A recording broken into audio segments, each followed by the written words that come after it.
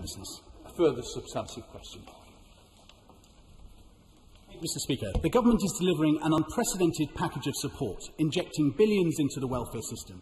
This includes a £20 uplift universal credit and one-off payment of £500 to working tax credit recipients, and rolling out our COVID local support grant scheme worth £260 million to local authorities.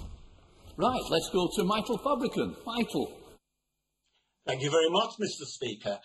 As a good Conservative, I believe in devolution. And I think that local government is far better placed than national government to provide emergency support. So, does my right honourable friend, the Minister, agree with me? And if not, why not?